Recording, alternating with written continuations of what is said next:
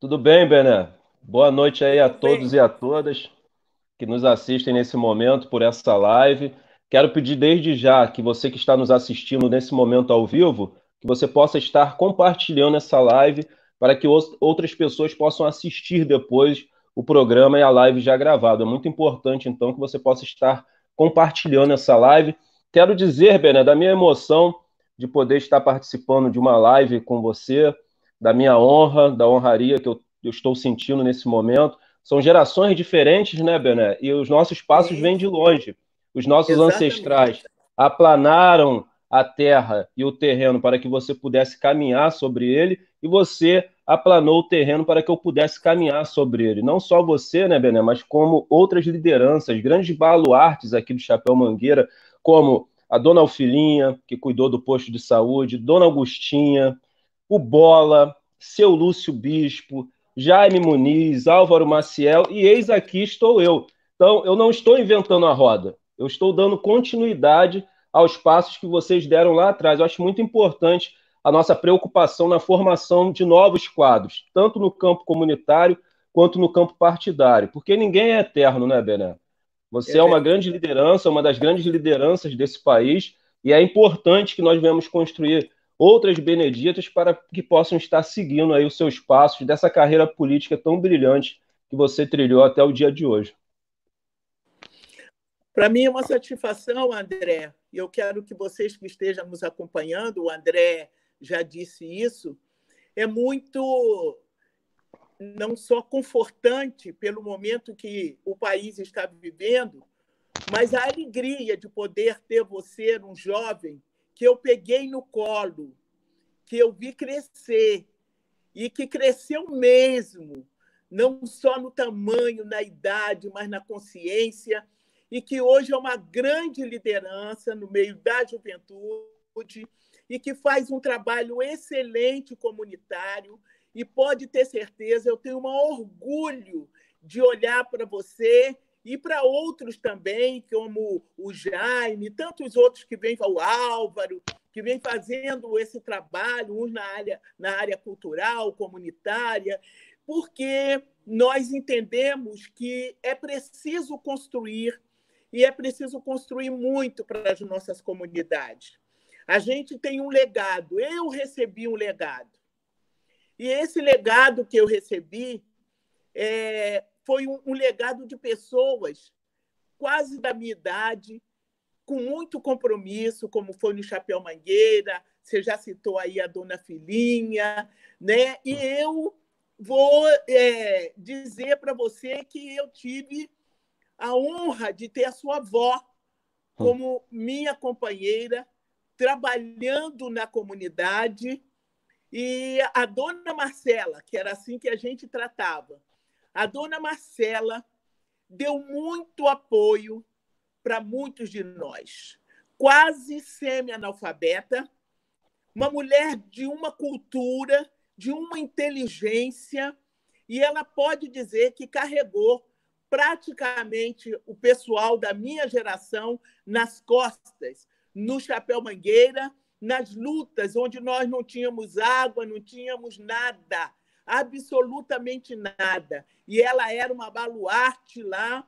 Depois apareceu a Dona Renê, e aí nós nos somamos. A Dona Renê nos ajudou muito, já descansa em Deus, mas nos ajudou muito no Chapéu Mangueira. Colocamos o posto médico ali numa relação com os dominicanos, e dali nós fomos trabalhando. Tínhamos os comitês de favelas, depois se transformaram em associação de favelas, e nós fomos nos engajando com todas essas pessoas que você já citou o nome, que eram grandes lideranças, muito perseguidas em 64, e hoje, quando nós estamos vendo, né, se formando um fascismo no país, vendo o que esse governo tem feito, principalmente com o nosso povo, né, o nosso povo das nossas comunidades, né, o povo pobre, o povo que é um trabalhador ambulante, né, que é um feirante,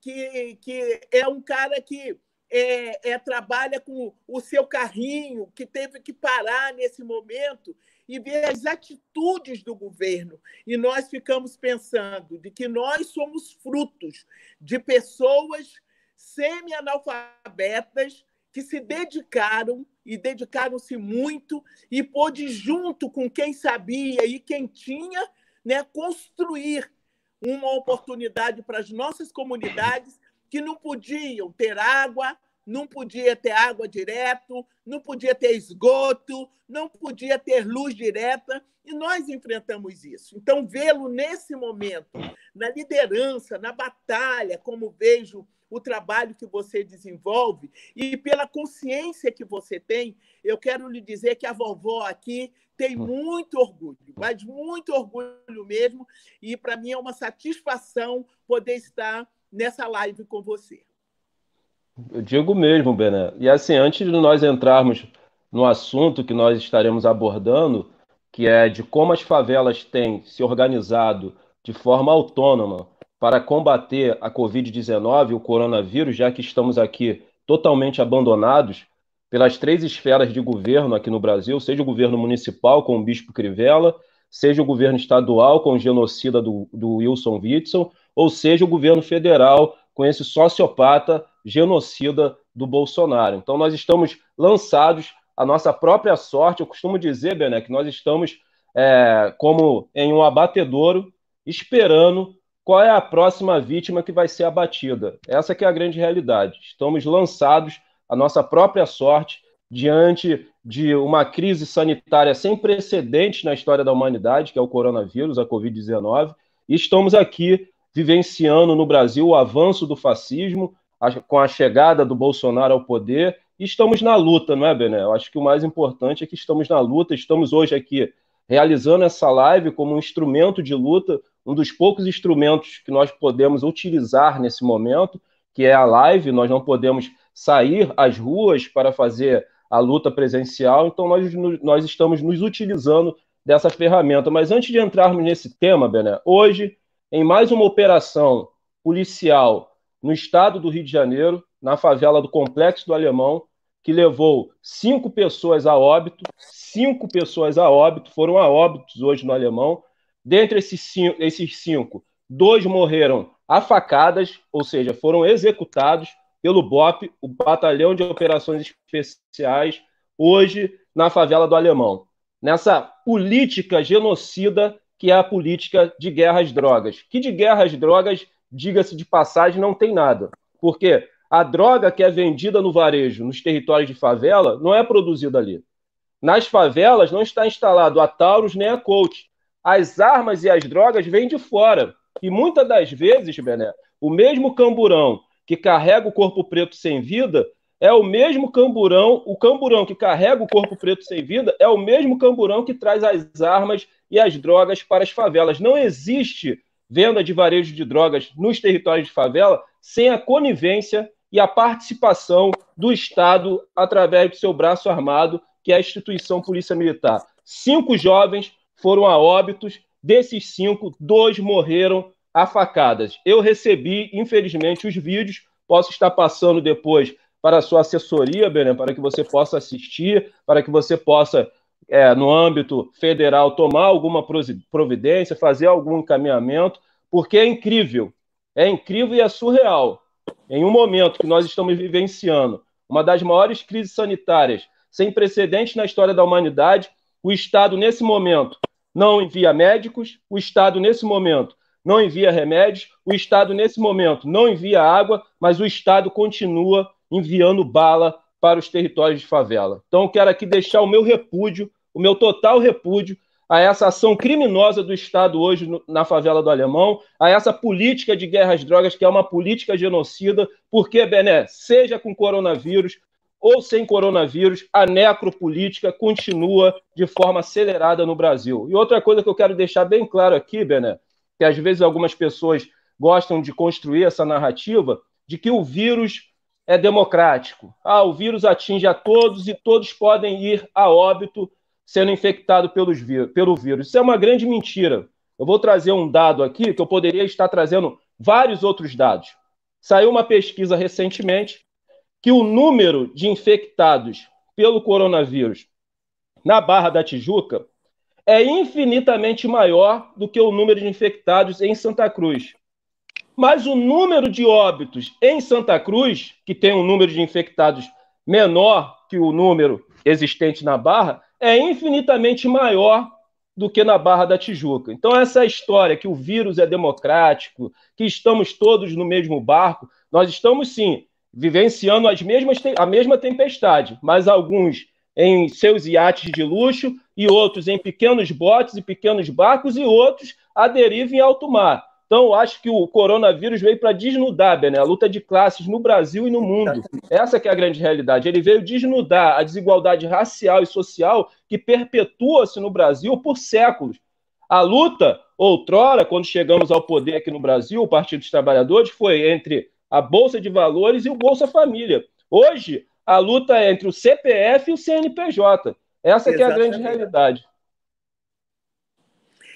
Olha, André, primeiro eu quero também lamentar, como você, de ver a nossa juventude, as nossas comunidades, em meio a uma pandemia, eles ainda estão fazendo essas altas incursões. E o que dói também, André, é saber que você tem viatura para fazer isso, mas não tem uma viatura para subir, levar um caixão e colocar o nosso defunto dentro e sair com o nosso defunto da comunidade com coronavírus. Nós estamos assistindo isso. Mas é bom dizer também de que esse momento, o coronavírus, eu tenho repetido isso, né, que você acaba de dizer com outras palavras, estão deixando expostas, sabe? São as veias expostas do primeiro mundo, com as veias expostas na América Latina, daquele que quer um Estado menor, daquele que não assiste, daquele que serve ao capital e que, nesse exato momento, não fortalece o nosso sistema de atendimento à saúde, por conseguinte, todos ficam vulneráveis, inclusive, nós estamos vendo acontecendo isso com os nossos trabalhadores e trabalhadoras, hoje é dia da assistente social, dos assistentes sociais, e nós estamos prestando também essa homenagem, que estão morrendo junto com os nossos enfermeiros, técnicos, auxiliares, médicos, que estão colocando a sua vida a serviço em condições terríveis, porque nós não estamos em condições normais de atendimento à saúde. Por conseguinte, o governo deveria estar dando toda uma atenção, toda a segurança para que as pessoas pudessem permanecer em casa, evitar esse êxodo que está existindo e que as pessoas pudessem ficar também, enquanto trabalhadores nessa área, ficarem numa tranquilidade. Agora, você não acha, né, que ela tem que lavar a mão, mas não tem água na comunidade, você tem que fazer uma higiene, mas o esgoto está faltando, você não está trabalhando e você precisa ficar em casa e o governo dá R$ 200, e se não fosse a oposição, o PT e os outros partidos de oposição, nós teríamos agora R$ 200, e temos R$ 600, e esses R$ 600 que ele disse que ia pagar a segunda parcela e que iria antecipar a terceira parcela, agora voltou atrás. Vai agora dar a segunda parcela, que eu não sei quando, com todo mundo no meio da rua, as pessoas saindo praticamente de madrugada, enfrentando filas enormes, e aí está a questão do CNPJ e do CPF, e você vai agora assistindo também, né, ele dizer que não vai mais antecipar. O que é isso, André? Isso também é uma tortura, isso é uma violência que está cometendo com os mais pobres.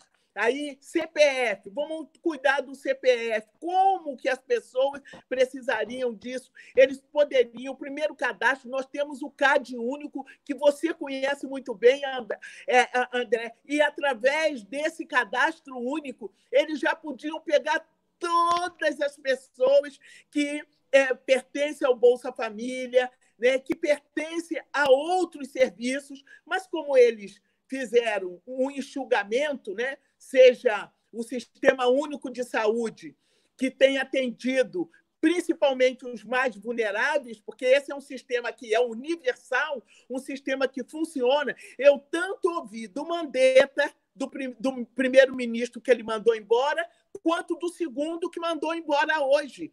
Eu ouvi dos dois, de que eles não tinham ideia do que era o SUS, mas que agora eles têm o que era o SUS, porque o mercado não está resolvendo. O mercado pode dar uma esmolinha aqui, estou dando 1 milhão para uma cesta de não sei o que, o outro, mas é isso, fica nisso.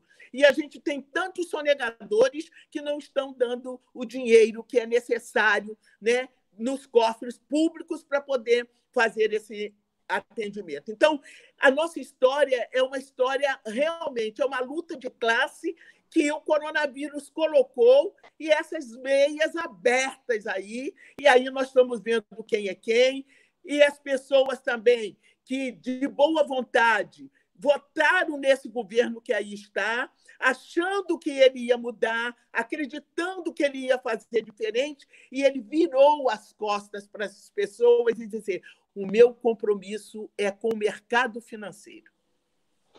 É verdade, Bené. Eu acho que você tocou num ponto que eu gosto de sempre pontuar, que existe no governo Bolsonaro uma intencionalidade em relação a retardar e criar diversas dificuldades que ele vem criando para que as pessoas não tenham acesso ao auxílio emergencial de R$ 600.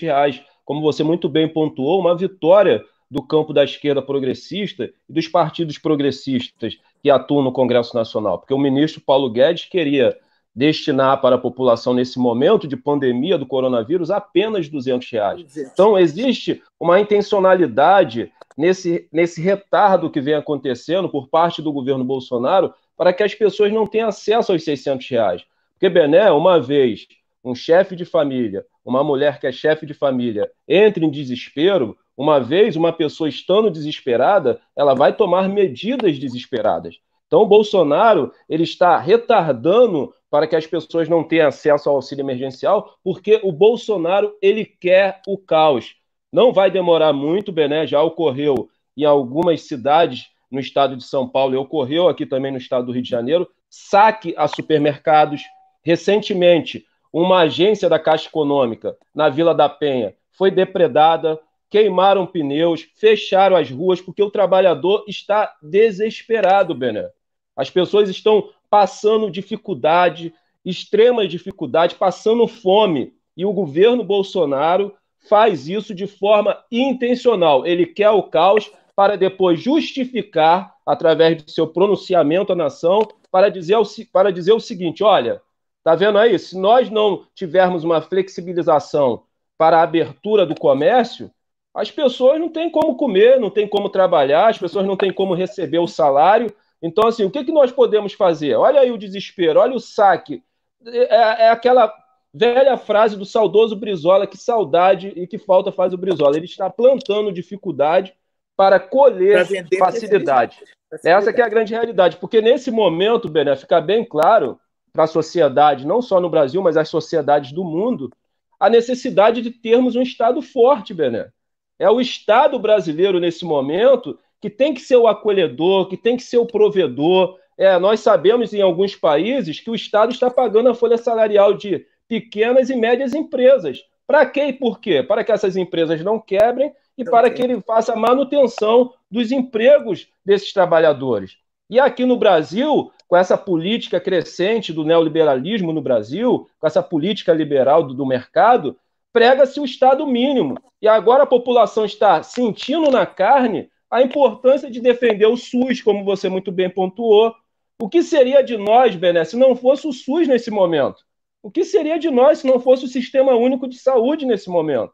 Então, o Bolsonaro ele está de forma intencional, existe uma intencionalidade do governo Bolsonaro, ele está plantando dificuldade para colher facilidade, para que as pessoas entrem em desespero, para que ocorra o caos no Brasil, para que ele venha justificar, através dos seus pronunciamentos à nação, a importância da abertura ou da reabertura do comércio no Brasil. Essa que é a grande realidade, isso ficou nítido, né, Bené, naquelas carreatas da morte, né, aqueles Sim. empresários brasileiros nos seus carrões de alto padrão de luxo, né? Mas dentro do seu automóvel, protegido contra a Covid-19, chamando a classe trabalhadora para ir trabalhar dentro de um ônibus lotado, de um metrô lotado, de um trem lotado. Trabalhador e trabalhadora, eu tenho falado isso, Bené, não é a sua responsabilidade salvar a economia nesse momento. A responsabilidade de resguardar e salvar vidas e salvar a economia é do Estado brasileiro. Mas, infelizmente,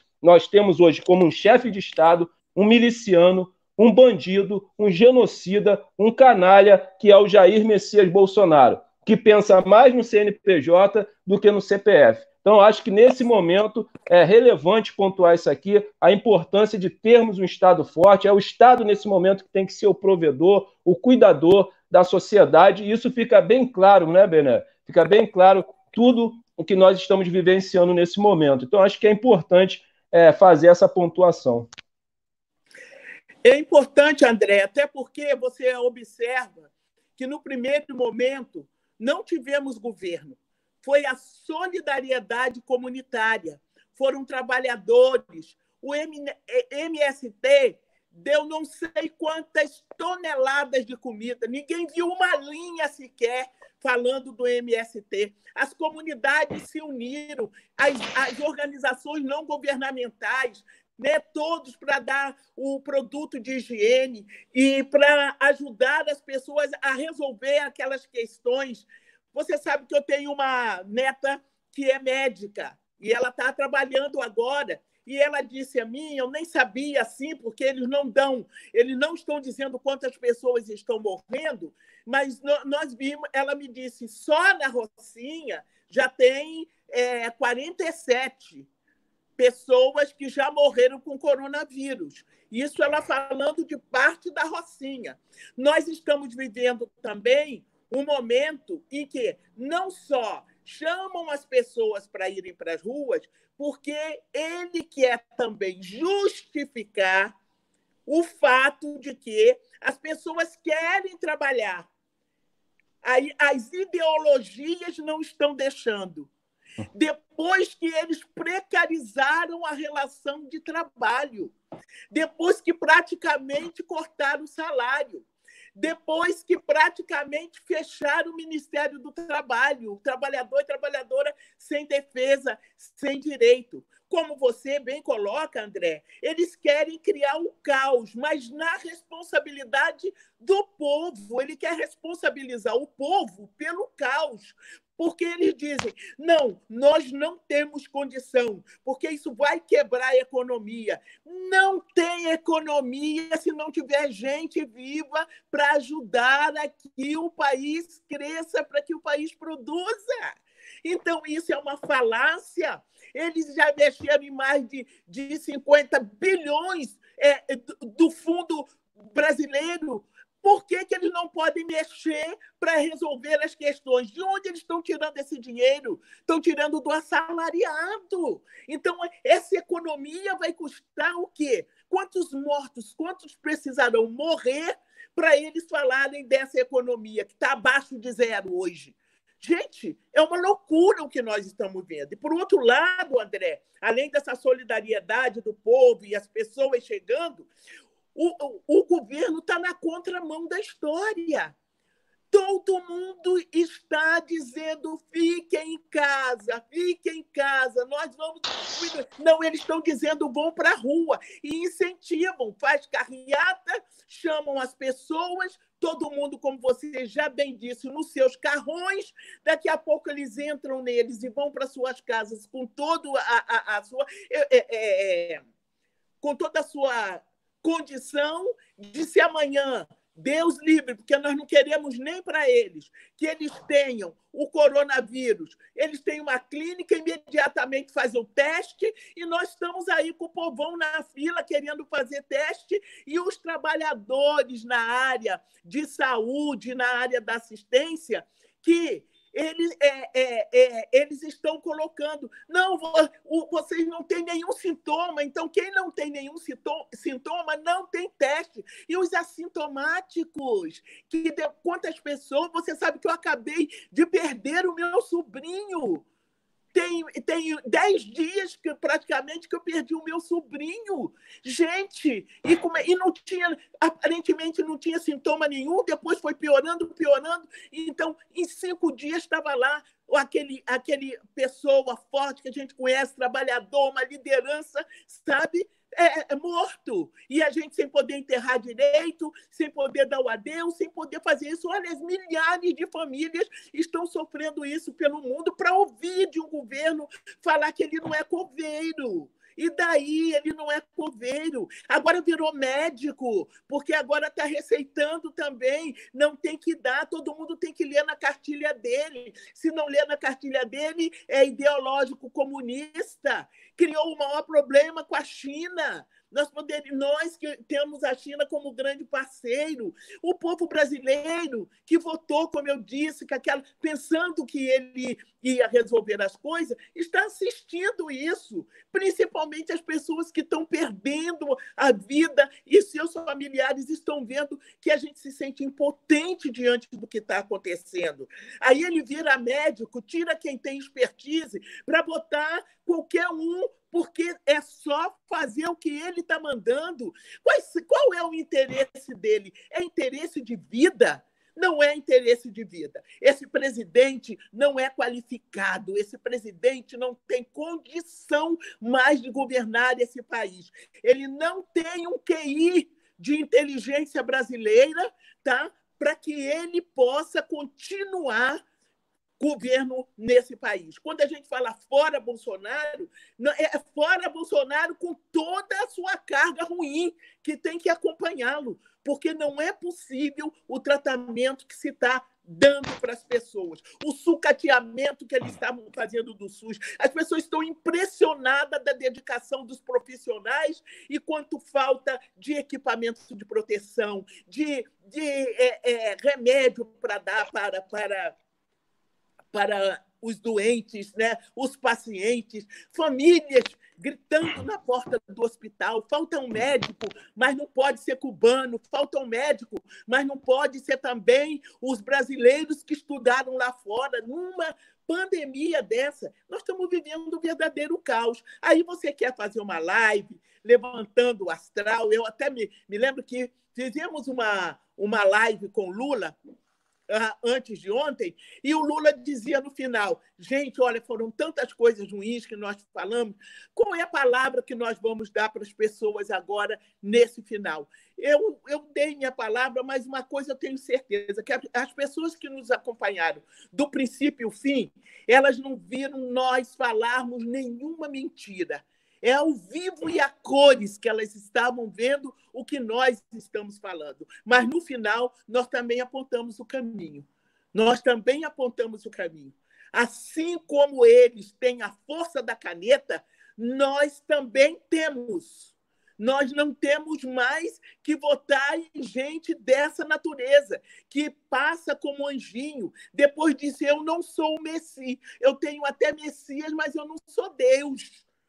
E ninguém teve como Deus, nem ele, nem ninguém que fosse o melhor governo do mundo, nós teríamos como Deus. Mas espera aí, queríamos uma pessoa responsável, o que ele não é. Então, André, eu acho que a gente está falando coisas que são coisas duras, que são coisas amargas, mas também nós estamos falando das pessoas, da solidariedade das pessoas, como o nosso povo é maravilhoso, como o nosso povo é hospitaleiro, como ele é humano, como ele chega. Você vê essas trabalhadoras dos hospitais, desde os serviços gerais até o médico, com carinho, dando a sua vida. E tem gente que há 3 meses não recebe. Eu estou fazendo essa denúncia na minha live. Tem pessoas que trabalham nesses hospitais que têm 3 meses que não recebem. E aí nós temos que ficar gritando. Aí diz assim, não, isso aí é coisa da oposição. Não, coisa da oposição não. É o que verdadeiramente está acontecendo. E você, que é uma pessoa indignada e comprometida, você continua nessa sua estrada, nesse seu trabalho, porque certamente você será recompensado.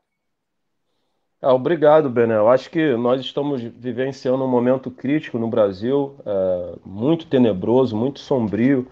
Existe um projeto, Bené, que caminha paralelamente com o projeto neoliberal. Nós sabemos que o neoliberalismo avança por toda a América do Sul e por todo o mundo, mas aqui no Brasil tem algo que é específico e característico e peculiar do Brasil. Porque, paralelamente a esse projeto neoliberal, que é um projeto que prega o Estado mínimo, que quer a destruição do Estado mesmo, essa que é a verdade, ele quer a destruição do Estado. Paralelamente a esse projeto, você tem um projeto muito sombrio e muito perigoso, que nós do campo da esquerda progressista temos que combater com toda a nossa energia, que é essa teocracia miliciana fascista. Essa teocracia, Bené, que caminha lado a lado com o reducionismo da ciência. E isso vai levar milhões de brasileiros a óbito nesse momento de pandemia do coronavírus. Eu presencio aqui nas favelas, Bené, das quais eu estava caminhando quando nós podíamos, e aqui na Babilônia de Chapéu Mangueira, muitas igrejas neopentecostais, dos nossos amigos e irmãos neopentecostais, abertas. Eu conversei com alguns pastores, olha, ninguém está querendo cercear a sua fé, o seu direito de exercer a sua fé, mas você tem outros métodos nesse momento. A oração, a reza, a energia positiva é muito importante nesse momento, mas desde que você faça de forma inteligente, porque está escrito na própria Escritura Sagrada, não tentarás o Senhor teu Deus. Foram palavras do próprio Senhor Jesus, quando estava sendo sentado no pináculo do templo. Então, eu acho que assim tem que existir uma sabedoria por parte das lideranças religiosas, principalmente das igrejas neopentecostais, nesse momento. Tem muitas igrejas ainda, Bené, dentro dos territórios de favela, onde é difícil ocorrer uma fiscalização aberta e lotada. Aberta e lotada. Sabe, isso é muito triste de você presenciar isso. Sabe? As pessoas dentro dos territórios de favela não estão respeitando o isolamento social. Mas eu quero deixar bem claro, Bené, que isso não é um problema só da favela. Você Sim. desce aqui, você já morou aqui no Chapéu Mangueira, você desce aqui, vai na orla aqui de Copacabana do Leme, você vê a classe média branca fazendo o seu Cooper, alguns bares lotados, só para não taxar o favelado, né, para não criar esse estereótipo que o favelado não liga para nada, que somos desordenados. Não é isso é um problema da sociedade. E muito oriundo, Bené, do desgoverno do Bolsonaro, da desinformação que o Bolsonaro passa cotidianamente através das suas lives e através do pronunciamento à nação. Isso tem um reflexo. Ontem eu estava indo ao hospital, porque infelizmente eu fui acometido pelo vírus do coronavírus, né? Eu testei positivo e ontem eu fui fazer uma tomografia computadorizada, um exame importante para saber e detectar se eu tenho algo no pulmão. Eu entrei dentro de um táxi, porque eu estava atrasado, e fui conversando com um taxista, né? Taxista, né, pessoal? Letras garrafais, taxista. Então, imagine você que era um bolsonarista. No decorrer do caminho, ele chegou e virou para mim e disse o seguinte: olha, não adianta isolamento social, todo mundo vai pegar o vírus, o lance agora é todos irem às ruas, pegar o vírus, conseguir a imunidade, e aí sim nós vamos extinguir o vírus. Olha só, Bené. Olha o pensamento. Olha o pensamento, um senhor de idade, sabe? Um senhor que deveria ter ali mais de 60 anos, poderia estar na sua casa trabalhando, descansando, mas como você muito bem pontuou, Bené, o governo Bolsonaro, que é uma continuidade do governo Temer, eu sempre alertei isso para as pessoas, olha, o Bolsonaro é uma continuidade, ele vai continuar na sua política neoliberal de destruição dos direitos trabalhistas que foram conquistados com duras penas através dos sindicatos, da organização dos trabalhadores. Ele é uma continuidade disso aí. E qual foi a primeira medida que ele tomou? Uma das primeiras medidas foi extinguir o Ministério do Trabalho, que dentre as tantas funções que cumpria a função de fiscalizar o trabalho escravo no Brasil. Nós sabemos o que acontece nas grandes fazendas, nós sabemos o que os grandes latifundiários fazem nas suas enormes fazendas. Então, esse é um governo que ele é inimigo número um da classe trabalhadora aqui no Brasil. Isso tem que ficar bem claro aqui. Isso tem que ficar bem claro. Agora, Bené, a situação das favelas só não estar mais caótica por causa da solidariedade social que, diga-se de passagem, sempre existiu dentro desses territórios. Ela veio aflorar com muito mais força nesse momento de dificuldade e de adversidade. Eu sempre falo para as pessoas às vezes nos perguntam, né, Bené, como que vocês conseguiram viver dentro desse território? Que falta o básico. falta saneamento básico, às vezes falta luz, falta água. Nesse momento, vários territórios de favela estão com problemas no abastecimento de água, como você já pontuou muito bem.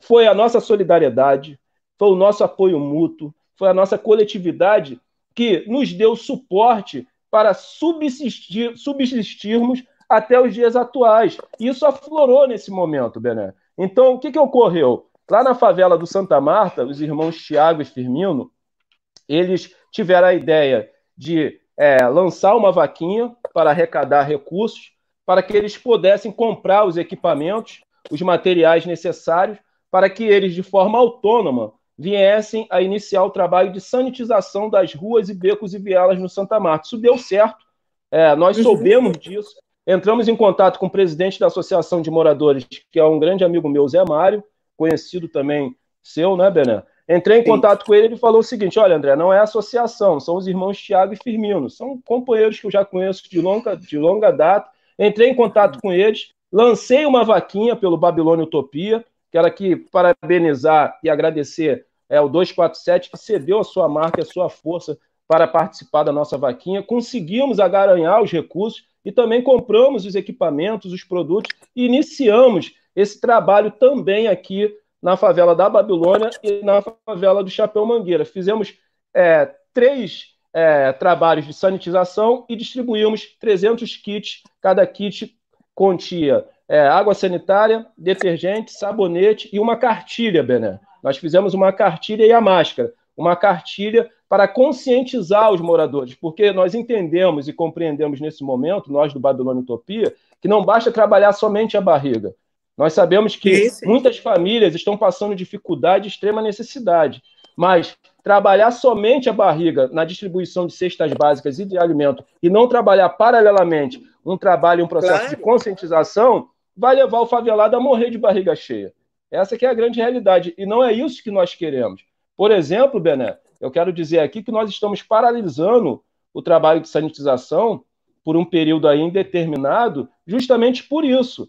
Porque aqui na Babilônia e no Chapéu Mangueira, eu quero parabenizar aqui alguns coletivos, tem uns coletivos que se reuniram junto com as 2 associações de moradores, tanto da Babilônia quanto do Chapéu Mangueira, né? Você tem o Beto no Chapéu Mangueira, você tem o Nena hoje aqui na Babilônia, o coletivo FUBA, o Dinei Medina também está fazendo um trabalho muito bem feito aqui através da Revolução Solar. Eles estão nessa incumbência da distribuição de alimentos, cestas básicas. A Regina Celli, do Favela Orgânico, uma querida, um beijo para a Regina Celli, ela está trabalhando na distribuição de alimentos que aumentam a imunidade dos moradores. Isso é fantástico. E ela conseguiu uma parceria com mais de 100 psicanalistas e psicólogos que estão prestando um serviço de forma gratuita através do WhatsApp e do telefone, porque nesse momento, Bené, é muito importante também cuidar da nossa saúde mental. Por exemplo, eu tenho um problema de ansiedade muito grande. Esse problema de ansiedade acarreta outro sintoma problemático na minha saúde, que é o problema da insônia. Eu estou tendo muita dificuldade para dormir à noite. Eu durmo, às vezes, quando já é 6 horas da manhã. Então, para que nós venhamos passar por esse processo de dificuldade, é muito importante que nós estejamos com a nossa saúde mental sã.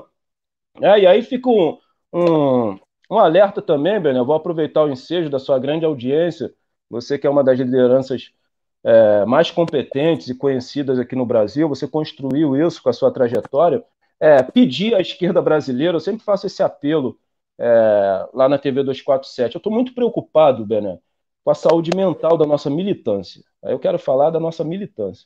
Tem muitos militantes que estão com problemas de síndrome do pânico, depressão, insônia, ansiedade, e às vezes, Bené, nós levamos um discurso, construímos uma narrativa que queremos transformar essa sociedade. De fato, queremos. Sim.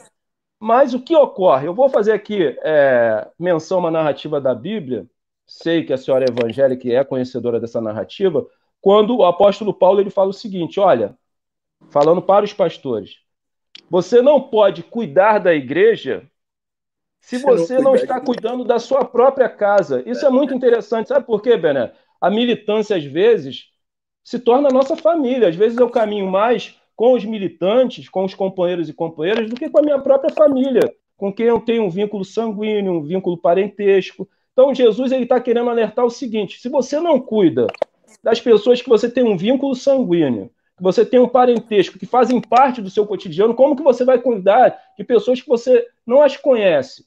É a mesma coisa, Bené. Às vezes nós estamos com uma narrativa que queremos transformar a sociedade, mas não estamos cuidando daquele companheiro que está lado a lado conosco nas trincheiras de luta, muitos deles passando diversas dificuldades, dentre essas que afetam a sua saúde mental. Então, o que eu peço à esquerda é que crie-se um espaço para que nós possamos curar as nossas feridas, um espaço para que nós possamos cuidar um dos outros, um espaço de ajuda mútua.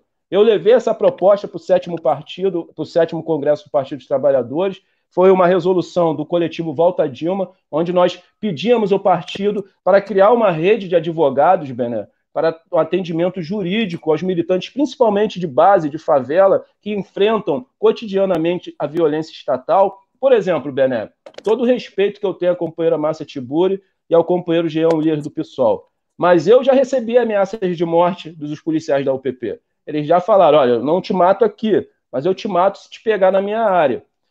Eu não tenho, Bené, nenhuma rede para que no momento de uma ameaça grave dessa eu possa ir para outro estado, ficar um tempo lá. Eu não tenho condições, como o Jean Williers e a companheira Márcia Tiburi, de me exilar na França, de me exilar em outro país. Então, assim, nós temos que começar a criar uma rede para ter um cuidado especial com essa militância, principalmente que está aqui na base. Criar também um atendimento psicológico, né, para atender a nossa militância. Eu estou fazendo esse apelo porque eu acho que o momento é oportuno, sabe, Bené? Acho que a Covid-19 ela veio para mostrar para a sociedade que nós vamos ter que escolher qual é a sociedade que nós queremos, né, Bené? Sabe, o mundo não vai ser mais o mesmo, e que bom que não seja. Sabe, que as pessoas possam fazer as suas reflexões nesse momento que nós estamos isolados na nossa residência, sabe? Fazer as suas reflexões também. Eu acho que é nesse momento a esquerda também fazer as suas reflexões de como ela vai atuar, mudar um pouco a nossa metodologia. Sabe, Bené, as nossas manifestações, nada contra, parece um clube, uma rede social. Né? Você vai lá, encontra fulano, encontra ciclano, e depois vai todo mundo para lá para beber sua Heineken. Não é, sabe? A gente perdeu um pouco a narrativa com as nossas bases populares, sabe? Eu acho que quando nós retornarmos ao convívio social, nós do campo da esquerda progressista, principalmente o nosso partido, que tem uma responsabilidade muito grande nesse momento, sendo o maior partido do Brasil e da América Latina, de nos reconectarmos de novo, né, Bené, com as nossas bases sociais. O PT aqui no Rio nasce aqui no Chapéu Mangueira, eu tenho muito orgulho disso, né, Bené? Sabe, nós nascemos no solo da favela, no solo da fábrica, e nós não podemos, sabe, perder esse contato. Eu acho que nesses 13 anos que nós ficamos no poder, sabe, e construímos o melhor e maior projeto de nação que esse país já presenciou. Eu gosto muito de falar disso, né, Bené? Falando um pouco de esperança também. Claro. Esquece um pouco o Lula, esquece um pouco a Dilma, esquece um pouco o Partido dos Trabalhadores. Fomos nós que construímos esse projeto. E a elite brasileira, ela não queria somente atacar o Lula. Claro que ela odeia o Lula. O Lula é tudo que essa elite atrasada, aristocrata, escravocrata odeia. O nordestino operário que chegou à presidência da República e deu certo, né, Bené? Eles estavam torcendo que o Lula desse errado. O Lula deu certo. Elite brasileira, morra com dor de cotovelo. O melhor e maior presidente desse país foi o nordestino e operário. Sabe? Vocês não suportaram isso. Sabe? E o que a elite, junto com o governo norte-americano, apoiado pela Rede Globo, queria destruir, Bené, não era só a imagem do Lula, a imagem da presidenta Dilma e a imagem do Partido dos Trabalhadores. Isso também eles querem destruir. Nós sabemos disso. Mas era o nosso projeto. O projeto de nação que esse partido construiu para esse país. Vocês precisam entender, companheiros e companheiras. Você não muda 500 anos em 13. Nós tínhamos um projeto em curso que estava dando certo. É o projeto do Pronatec, do Reúne, é o projeto das escolas técnicas, é o projeto do Luz para Todos, é o maior projeto habitacional que já existiu no Brasil, com Minha Casa Minha Vida, é o Ciência Sem Fronteira, é os Mais Médicos, é o Bolsa Família, que não é esmola, o Bolsa Família é distribuição de renda. Nós fomos o único governo que olhamos o pobre não como um problema, mas como parte da solução, incluímos os mais carentes, os mais pobres no orçamento, Eles passaram a consumir, aqueceu a indústria, aqueceu o comércio e o Brasil cresceu. É esse projeto que a elite cansou, Bené. A elite cansou. A elite cansou, porque nós temos uma elite aristocrata, vagabunda, sabe? Uma elite escravocrata que tem como um braço auxiliar, infelizmente, Bené, a nossa classe média, que é uma classe média que assimilou as ideias de ódio dessa elite, que a elite brasileira tem ódio do Brasil e do povo brasileiro. E a classe média sonha, né, Bené, em ser elite e às vezes acha que é elite. Às vezes acha que é elite. Então, essa divisão, eu sempre falo isso, essa divisão na pirâmide social no Brasil, que a elite está no topo, ela precisa, Bené, dessa divisão que existe entre a classe média e a classe trabalhadora, para se manter no poder. Eu sempre falo para a classe média, vocês não são os nossos inimigos. O inimigo do povo brasileiro é essa elite do atraso, essa elite que odeia o povo brasileiro, que odeia esse país, que usa esse país como colônia. Então, Bené, é esse projeto que nós temos que apresentar de novo para a sociedade e é esse projeto que vai salvar o Brasil em 2022. Nós já governamos esse país, mostramos que sabemos governar. Nós pedimos ao povo brasileiro mais uma oportunidade. Nós temos condições de voltar a fazer o povo brasileiro a ter sua autoestima e voltar a sonhar. André, eu concordo com você. Até porque, André, tem uma das coisas mais bonitas que foi criada com as pessoas, porque tem gente que diz assim, enquanto a vida, há esperança. A esperança não morre, porque a vida continua. Ela continua nos atos, nas ações do outro. Então, é importante a gente dizer de que não podemos nos submeter a essas regras que estão pré-estabelecidas, que faz essa divisão de classe. Não podemos achar que nós vamos consertar o mundo sozinhos. Eu, que sou uma mulher evangélica, que sei, que aprendi na minha Bíblia que no mundo eu teria aflições, mas que eu tivesse bom ânimo. Esse bom ânimo é o quê? É lutar sempre, é ter a consciência, é ir, é trabalhar, mas essa mesma concepção de fé, né, e de compromisso que nós temos, nós trabalhamos também o nosso psicológico. Uma das coisas, André, que eu vi nesse um mês, porque foi um mês, perdi minha irmã, depois o filho dela, eu vi tantos evangélicos lá, sabe? E olha que só podiam entrar, no máximo, 10 pessoas. Mas eu vi tantos evangélicos mortos. Quando você, no início da sua fala, você falou dessa questão das igrejas abertas, não é só o militante petista, não. Nós estamos sofrendo de uma esquizofrenia. Nós temos um estímulo, um incentivo, um fake news que eu não sei o nome que eu dou a ele, mas que ele tem ido direto aos evangélicos. E eu quero falar dos evangélicos.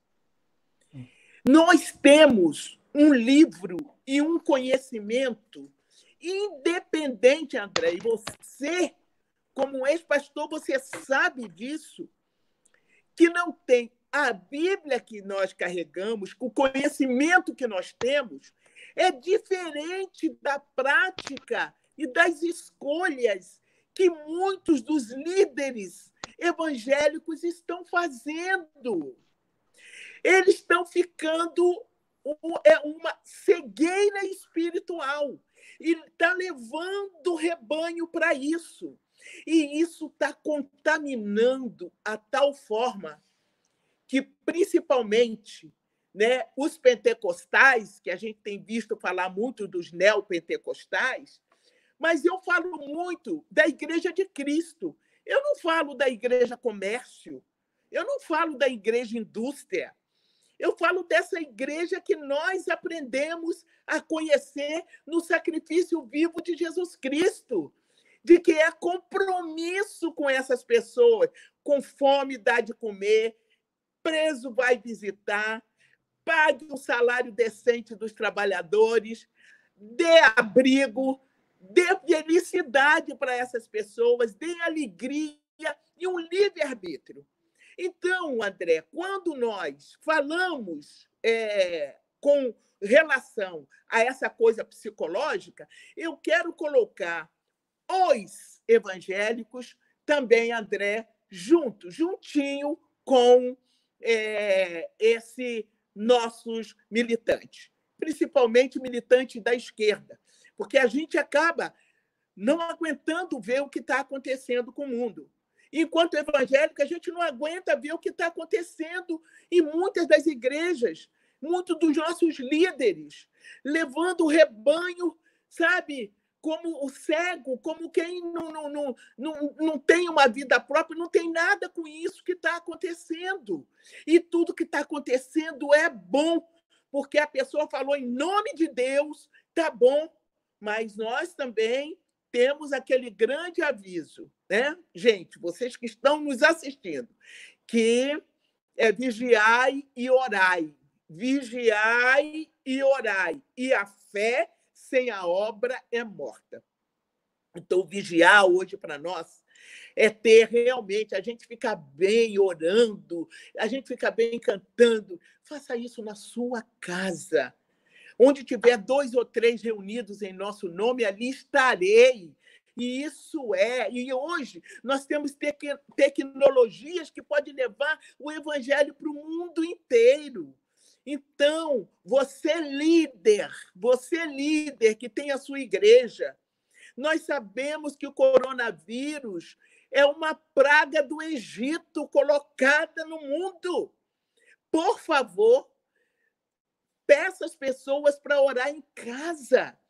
Nós estamos tendo uma oportunidade de quem ora pouco, de quem sai, de quem não tem tempo para nada, de poder dobrar o seu joelho, de poder orar, de poder jejuar na sua casa. Em favor de quem? Dessas pessoas que estão sem amparo, essas pessoas que precisam ter cura, essa pessoa. Nós temos uma promessa de fazer muito mais do que o próprio Jesus que nós conhecemos e sabemos. Como é que nós vamos aconselhar as pessoas? Não, aquilo que o homem pode fazer, Deus não faz. Porque ele manda orar e vigiar. Então, vamos ficar em casa, vamos orar em casa, vamos falar em casa. Quem tem telefone, sabe, liga um para o outro, sabe, bota um no telefone, outro do outro lado, cante um hino, ore pela nação brasileira, peça para acabar com tudo isso, peça misericórdia. Não se acomode em ver as pessoas dormindo no meio da rua, pessoas, famílias inteiras, bebezinhos que nós estamos vendo. Então, André, eu quero te agradecer muito por essa sua participação conosco, você mesmo assim, com o corona, que deu positivo para você, mas você está aí, pela sua voz, a gente está vendo e tudo, mas você é uma pessoa cuidadosa, uma pessoa que se preocupa. Então, nesse momento, cuide da sua saúde também. Cuide. E militante, revolucionário, que quer mudar o mundo, não mude sozinho nos seus pensamentos, que dá agonia, dá ansiedade. Mude coletivamente. Então, a esquerda brasileira, a oposição brasileira, o centro brasileiro, esse que defende o país, né? Que não deixa tirar as terras dos quilombolas, dos indígenas, que não quer se entregar, ter continência para a bandeira dos Estados Unidos, que quer realmente que brasileiros e brasileiras vivam bem, que teve no governo do Lula esse exemplo, não tirou um tostão de um banqueiro, não tirou um tostão dos chamados ricos, não tirou, apenas apelou para que eles pudessem ter a responsabilidade de cidadania, mostrando que os pequenininhos da base da pirâmide social, se tivesse o mínimo dos seus direitos garantidos, o mundo seria outro. Estávamos mudando o Brasil, economicamente, socialmente, politicamente. Então, é isso que nós precisamos fazer conjuntamente. Uns fazem pela fé, outros fazem por suas ideias, mas contanto que façamos juntos. Eu acho que é isso. O André é uma pessoa fantástica, maravilhosa, uma pessoa que nós conhecemos bem, nós passamos um pouco do momento aqui, mas nós temos que realmente concluir. Mas eu quero pedir a Deus que possa dar saúde, que possa cuidar dessas pessoas que tão carinhosamente estão cuidando de nós, que nós possamos renovar a nossa esperança em Cristo, que nós possamos renovar na fé que cada um possa ter, que todos nós possamos ter essa liberdade, que ela é fundamental, de você ir e vir pensar de um Brasil diferente do que nós estamos vendo nesse momento. Quando nós falamos fora Bolsonaro, nós falamos porque está existindo alguém que se intitula Deus com letra minúscula e que agora acaba de mudar um ministro da Saúde, mais uma vez, mas o que tem que mudar é o Bolsonaro. O problema já vi que não é no ministério, nos ministros. O problema é ele. Então, por favor, vamos tirá-lo, porque não vai adiantar trocar de ministro e mais ministro, porque ele está procurando um igual a ele, uma cabeça igual a ele. E ele não é louco. Ele pertence a um projeto fascista, não subestime, e que quer realmente implantar no Brasil uma teoria hitleriana, onde os negros, onde os pobres, todos esses que não forem iguaizinhos a eles, inclusive de ideias que eles acham que quem tem ideologia é a esquerda e a ideologia deles é fascista, né? Nós não podemos deixar isso continuar, de forma nenhuma. Por isso é que o André me deu essa alegria imensa, né? Estou com o coração assim, estou muito bem. Concluo o dia de hoje de atividade assim, muito feliz, muito alegre, muito emocionada. Vamos dizer para a nossa esquerda, tome juízo, não podemos deixar Bolsonaro voltar, seja nas prefeituras, seja no governo de Estado, seja no país. Então, é preciso que a esquerda esteja unida. Vamos tirar um pouco desse egocentrismo que nós temos, sabe? Vamos tirar esse pouco de eu sou melhor, eu sou maior, eu sou isso, eu sou aquilo. Não seja nada que possa prejudicar o povo brasileiro. André, quero deixar um beijo no seu coração, vou te ouvir, deixar um beijo, um abraço e dar um abraço no Lauro Show, porque quando você falava da comida, André, eu me emocionei. E deixei para falar no final, para ninguém pensar que no meio do nosso papo eu quisesse botar algum dos meus sentimentos, essas coisas, né? Que são irracionais para alguns, mas o Lauro Show. Eu não esqueço e não vou esquecer de forma nenhuma enquanto eu tiver vida e puder respirar. Era esse menino que hoje, homem e rapaz, que eu não tinha nada para dar aos meus filhos para comer. Ele ia na feira, comprava uma cabeça de peixe, chegava, cozinhava e ia lá em casa, porque a comadre Marcela, que assim chamava, ia lá em casa e dizia: a comida está pronta, a mamãe está chamando para a senhora ir comer. Você imagine o que é isso, Ana?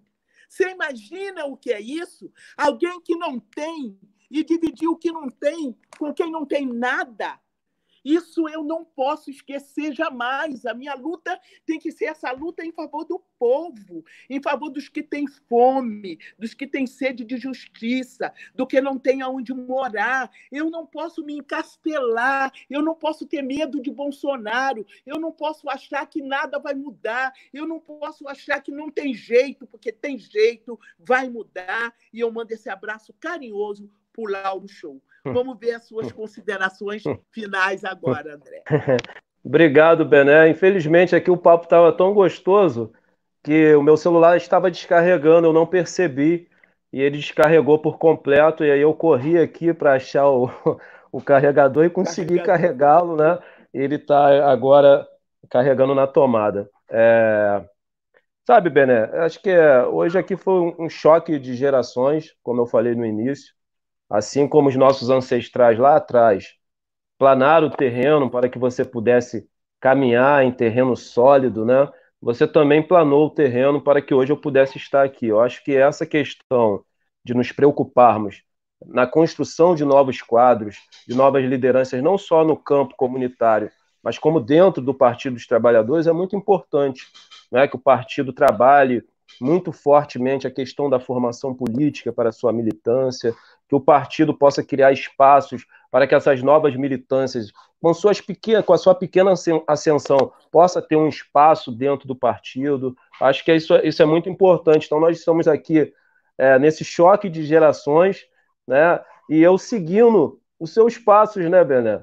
Seguindo os seus passos, isso é muito importante, né? Isso é muito bonito o que está acontecendo aqui hoje. Eu sabia que isso iria ocorrer no dia que nós conversássemos em público com outras pessoas assistindo. Então, eu faço questão de dizer aqui que para a juventude não deixar de escutar os mais velhos, né? Isso é uma prática na África, uma tradição, aprender através da oralidade dos nossos anciões, dos nossos griots. Acho que a esquerda precisa também inserir isso. Acho que você que é jovem, que é muito impetuoso, né? Acha que os nossos mais velhos estão meio atrasados. Cara, se você ouvi-los, você vai errar menos. Tenha certeza disso. Você vai errar menos. Eu acho que a gente precisa ouvir os nossos mais velhos até para errar menos. Estou muito feliz dessa live hoje, sabe, Bené? E poder falar do Partido dos Trabalhadores, poder falar do projeto que nós construímos, né, Bené? Que é um projeto muito lindo, um projeto de nação. Eu lembro que quando a Petrobras, pela sua competência, achou o pré-sal, a primeira medida que a ex-presidenta Dilma tomou foi de assinar um decreto onde 75% do que fosse arrecadado com pré-sal seria destinado à educação e à saúde. Isso é projeto de nação.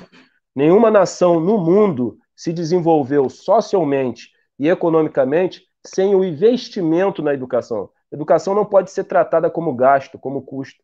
Educação é investimento.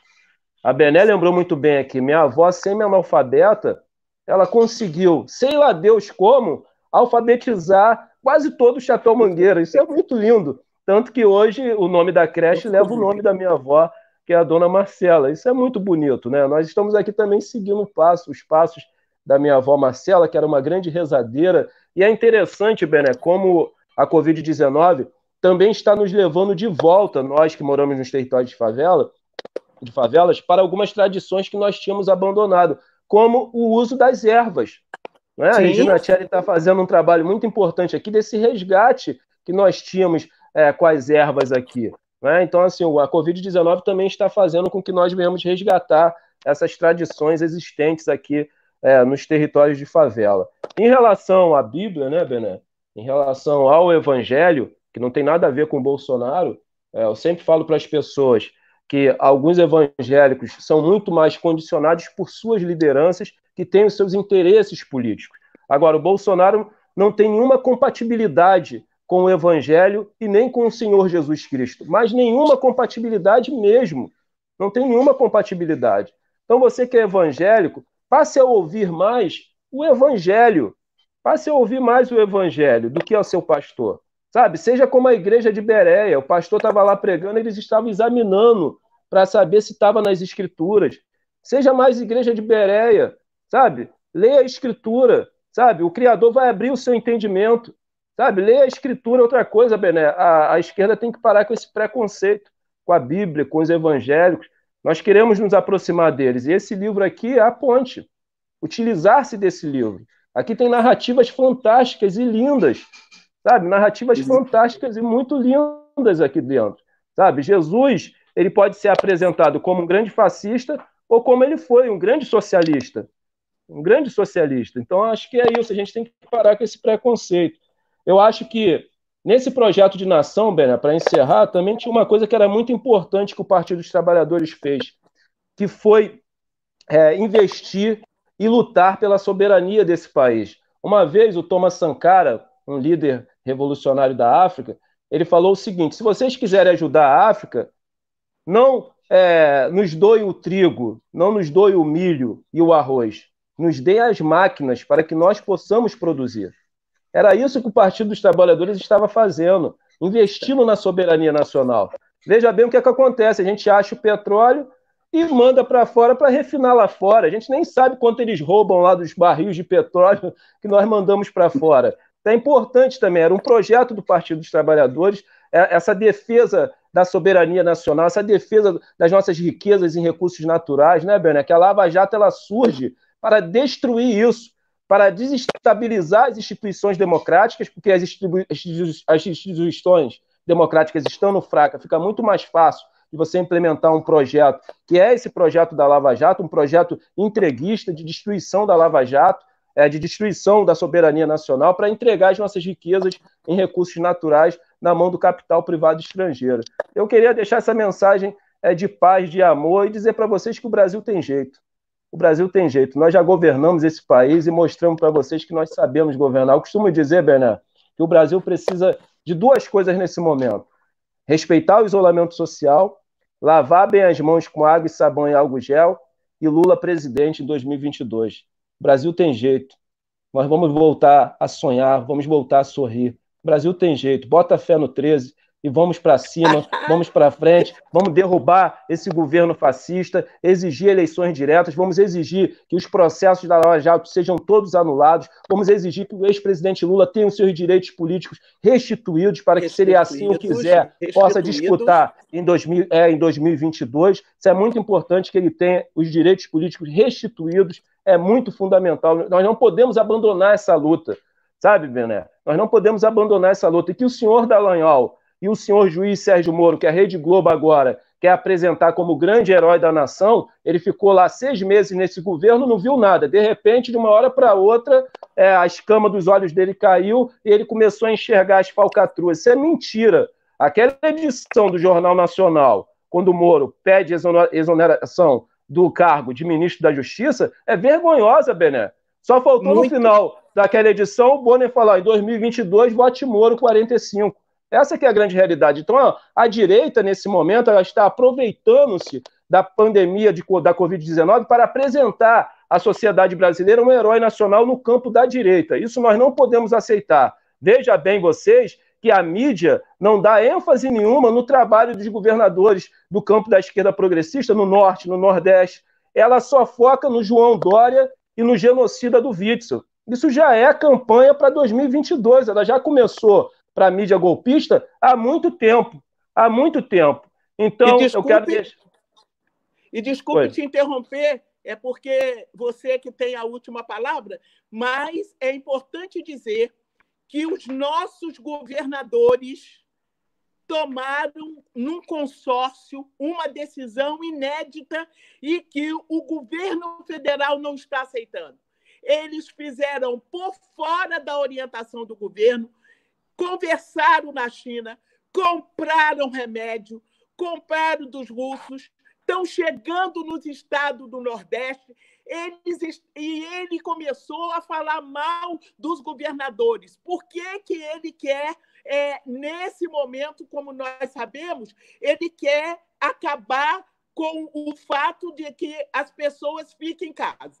O que é que ele quer? Ele quer exatamente para desmoralizar os governadores, governadora e prefeitos, e ele está dizendo o seguinte: olha, essa coisa de abrir ou não abrir, isso está por conta deles, está por conta deles, para quebrar. E agora ele já começa a dizer: cabeleireiro, né? Academia. Eu não tenho nada contra a academia, porque faço, não estou fazendo agora. Não tenho nada contra cabeleireiro, porque também faço, só não estou fazendo agora. Mas ele colocar como uma necessidade é para obrigar a todas as pessoas, porque não é uma cabeleireira ou uma pessoa que vai para a academia. São muitas pessoas, e isso vira um foco de contaminação. Então, o que nós temos dito, e eu vou repetindo, que não foi nem uma frase minha, mas eu vou repetindo, de que você tem que ficar bem bonito, mas maravilhosamente bem bonito, entendeu? Com seus cabelos ótimos, com uma boa maquiagem e bem saradão para entrar num caixão, que é isso. Porque não pode ser um serviço essencial, cabeleireiro e abrir uma academia quando sabe que nós, né, nós da terceira idade, que para mim já estou na quarta, com 78, então nós temos que ir para a rua, nos contaminarmos, porque é menos um brasileiro e uma brasileira que nós já temos que fazer essa opção, quem é que vai morrer, porque com esse governo, quem é que vai morrer de coronavírus? Quem é que vai ter o tratamento necessário? Quem é que vai para o respirador e quem é que não vai para o respirador? Ou seja, por falta, ou seja, por questão da idade. Entende? Então, como eu não queria que a minha palavra final fosse uma palavra amarga, mas você provocou nesse momento e eu tive que ver que ele, na área da cultura, ele cortou, ele tirou, ele vetou outros profissionais que nós colocamos da área da cultura, que não estão recebendo nada de lugar nenhum, porque recebem dos shows que fazem, das apresentações que fazem, nos lugares. Ele cortou, nós vamos por uma segunda round, numa briga na Câmara com ele, entendeu? Porque não é possível ele deixar esses trabalhadores. Nós temos uma moça lá que olha a cortina, nós temos aqui a outra que põe o palco, você tem outro que bate o negócio lá no show que você faz, um que toca, outro que canta, outro que dança, né? Outros que fazem pinturas, outros que vivem disso e que agora não podem. Ele tirou lá exatamente do recurso emergencial. E nós vamos brigar por isso, para que a cultura também tenha ali o seu direito de estar nesse salário, né, nessa verba emergencial.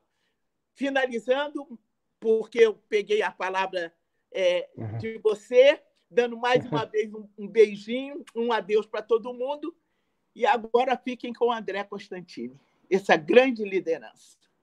Bem, Bené, assim, eu acho que isso que você pontuou dos cortes no campo da cultura, no campo da educação, faz parte daquele projeto que caminha paralelamente com o projeto e o avanço do neoliberalismo aqui no Brasil, que é essa teocracia miliciana fascista. E a destruição da educação e da cultura fazem parte disso. Porque destruindo a cultura e destruindo a educação, você destrói o que o Bolsonaro mais tem medo, que é o pensamento crítico.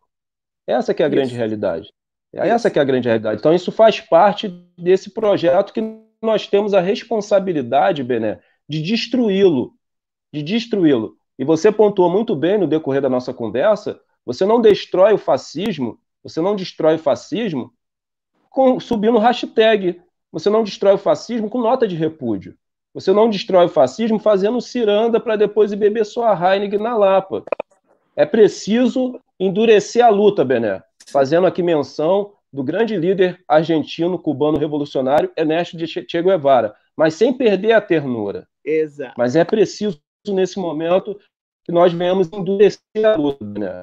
É muito importante que nós venhamos tomar como exemplo a torcida Gaviões da Fiel. Eu sou vascaíno, Bené, mas eu tenho que dizer que parte do meu coração... Preto e branco. É botafoguense. Parte do meu coração tornou-se corintiano. A torcida Gaviões da Fiel foi para a Avenida Paulista e parou uma marcha fascista. É assim. Nós temos que ser mais duro nesse momento. Temos que ser mais enfático. E uma vez, terminando o isolamento social, ocupar as ruas de todo o país, exigir que esse governo seja derrubado, exigir a cassação da chapa Mourão e Bolsonaro e eleições diretas já. Nós temos que assumir essa nossa responsabilidade, não só com o nosso partido, mas com o povo brasileiro. Derrubar o Bolsonaro é uma luta pelo direito à vida. É pelo direito à vida. É pelo direito à vida. Então nós temos que assumir esse protagonismo e essa responsabilidade, Bené, de também derrotar o bolsonarismo nas eleições municipais. É muito importante. Nós vamos medir a força do bolsonarismo nessas eleições municipais. Então, é muito importante que nós nos engajar, sabe, esmerar as eleições municipais também, que é de suma importância. Eu costumo dizer que as eleições municipais, Bené, vai ser o nosso pré-vestibular. Nós temos que passar nele. Vai ser o nosso pré-vestibular para 2022. Então, fica aqui o meu apelo à esquerda. Vamos endurecer, mas sem perder a ternura. O momento é de endurecer. O momento é de não ter medo. Nós somos Palmares, nós somos Zumbi. Sabe? O Palmares não é uma região em Alagoas somente. Não um espaço físico em Alagoas. O Palmares é todo negro que não baixa a cabeça. É todo negro que não dobra os joelhos. As pessoas às vezes perguntam, André, você não tem medo de morrer? Sim, tenho. Eu não quero morte. Só que eu assumi essa responsabilidade, eu não romantizo ela. Eu sei dos riscos que eu corro denunciando a milícia. Eu sei dos riscos que eu corro enfrentando a violência estatal. Agora, um homem decide, Bené, como ele vai viver e como ele vai morrer. Você pode viver a sua vida toda como escravo e morrer de joelhos. Eu decidi viver como um homem livre e morrer de pé. Eu decidi isso. Decida você também. Decida você também. A luta está se acirrando, né? O que me deixa mais triste nesse momento é ver as instituições democráticas silenciadas e inércias. Eu não quero saber a opinião pessoal do presidente da Câmara, Rodrigo Maia, através do Twitter. Eu quero que ele venha agir de forma institucional. Eu não quero saber a opinião de um ministro do STF no seu Twitter. Eu quero que eles venham agir de forma institucional, Bené. Porque o autoritarismo e o totalitarismo do Bolsonaro não iniciou-se agora. Vamos lembrar que no dia que a presidenta Dilma foi golpeada, quando derrubaram o nosso projeto de nação, em 2016, ele falou lá, ele fez menção no Ustra, do coronel Ustra, que colocava rato na vagina das mulheres, dentro do Congresso Nacional. E ninguém fez nada. Em uma entrevista ao programa de televisão, falou a ditadura tinha que ter matado uns 30 mil. Falou que os negros pesavam em arroba aqui dentro do Clube Judaico, aqui em Copacabana, e ninguém fez nada. Ele se reportou, deputada, grande deputada Maria Rosa, do nosso Partido dos Trabalhadores. Eu não te estupro porque você não merece. Em frente às câmeras. E ninguém fez nada. Bené, o nazismo, ele não cresceu de uma hora para outra na Alemanha. Foi toda uma construção ideológica. E todas as vezes que foram dadas concessões e foram dados espaço para o nazismo avançar, veja onde ele chegou. Veja o que o mundo sofreu. Então, não dá mais para a gente suportar o Bolsonaro. É fora Bolsonaro, com toda a sua tropa, e eleições diretas já. Essa é a nossa responsabilidade enquanto esquerda progressista. E, Bené, mais do que nunca, nos reconectarmos às nossas bases sociais, com trabalhos permanentes, fazendo a disputa de narrativa, Bené. Fazendo a disputa de narrativa. É estar aqui atuando na cultura, é estar aqui atuando na educação, porque quando nós chamamos o partido para voltar para as bases, nós não queremos que o partido atue com aquela síndrome do Messias. Eu vou lá organizar a favela, vou salvar. Não, a favela sabe se organizar. Nós queremos uma troca mútua, né, Bené? Isso é muito importante, uma troca mútua. Sabe, que as grandes partes do partido também aqui aprender conosco. Por quê? Se nós conseguimos subsistir até os dias atuais, é porque existe um nível de organização aqui. Não tenham dúvidas. Quando eu falo voltar para a base, é estruturar o que já existe aqui. É estruturar a militância do partido que está atuando dentro dos territórios. Que a Bené falou uma coisa que é muito linda, né, Bené? Eu queria mandar um recado para os negros acadêmicos que conseguiram se inserir na academia através das cotas, que é uma política do nosso partido. Vocês têm uma dívida muito grande. Vocês precisam retornar para esse território. Eu não tenho nada contra com a pessoa que sai da favela, Bené, porque nós temos que desconstruir também essa romantização de que é bonito, de que é bom morar nesse território. A favela não é um bom lugar para se morar. Nós sabemos muito bem os passos que os nossos ancestrais deram, desde a senzala até chegar aqui. Nós fomos lançados nesse território. Sabemos das dificuldades que é viver aqui. A Bené sabe muito bem que aqui na Babilônia tem um cemitério com mais de 300 corpos enterrados. Então, desconstruir essa romantização. Agora, se você chegou lá, lembre-se daquele que te ajudou. Você não chegou sozinho. Você tem uma responsabilidade de voltar, porque uma política que existia no Quilombo, Bené, era a política do resgate. O negro quilombola, ele tinha consciência que para sua liberdade ser plena, ele tinha que voltar e resgatar os irmãos que ficaram presos na senzala. Então, quero deixar esse toque para o negro acadêmico. Saiu da favela, conseguiu a ascensão, ótimo. Agora, assuma a sua responsabilidade de voltar. Porque assim como a Bené fez esse relato lindo do meu tio, que um dia ajudou, isso é consideração, isso é gratidão. Ela sabe que hoje ela é uma deputada federal respeitada, uma das maiores lideranças do Brasil e do mundo, mas ela não chegou lá sozinha. A gente não consegue nada sozinho. O ser humano não nasceu para viver sozinho. Nós somos um ser sociável. E a Covid-19 está mostrando isso, né, Bené? Como a internet não nos basta, né? Como a gente precisa do afeto, do carinho, do toque. Exatamente. Então, quando acabar a Isso. Covid-19, abraça as pessoas, sabe? Vai para a rua e passe a valorizar a sua vida como você nunca valorizou. É isso que eu quero deixar de mensagem. Bené, viva o Brasil, viva a democracia, Moro na cadeia, justiça para Marielle e Lula presidente. Defesa do povo brasileiro, fora Bolsonaro.